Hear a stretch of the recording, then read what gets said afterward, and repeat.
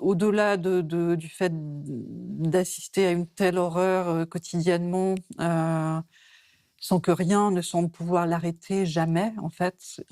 C'est une horreur sans aucun frein, sans aucun mécanisme qui serait en mesure de l'arrêter, donc il y a un sentiment d'impuissance absolument terrible. J'écris aussi sur ce sujet par besoin de briser une forme d'isolement, mais c'est vrai qu'en fait, il y a tellement pas il y a si peu de relais médiatiques, en fait, pour cette sensibilité-là, en fait, simplement pour les personnes qui voient que les Palestiniens sont des êtres humains. Je pense que vraiment, Voilà, on la peut le question de dire comme ça. l'inégalité des vies, C'est elle est la question de incroyable. l'inégalité des vies, je crois qu'on est vraiment confronté à l'ampleur de la déshumanisation, des Arabes, voilà, pour le dire très Oui, vous faites platement un et lien brutalement, très... voilà.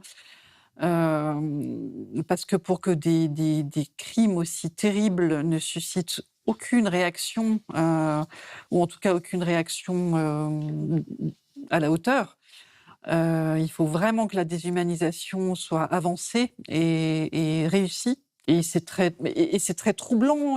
Si on prend le simple fait que quelques jours après le 7 octobre, le ministre de la Défense israélien avait annoncé dans une déclaration filmée que l'eau, la nourriture ne rentreraient plus à Gaza, voilà, qu'il allait leur couper l'électricité, l'essence, etc.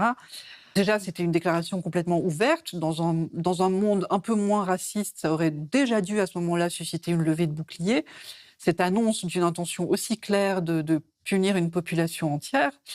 Il y a une dimension génocidaire Une intention déjà, génocidaire déjà, oui, qui a été dans cette retenue, oui, bien déclaration. sûr. Et là, ces derniers mois, il m'est arrivé de voir passer des articles qui disaient: «Certains prétendent que la famine à Gaza serait organisée», etc. Comme si ça n'avait pas été annoncé, comme tel, hein. Et donc il y a ce travestissement de la situation en une sorte de crise humanitaire.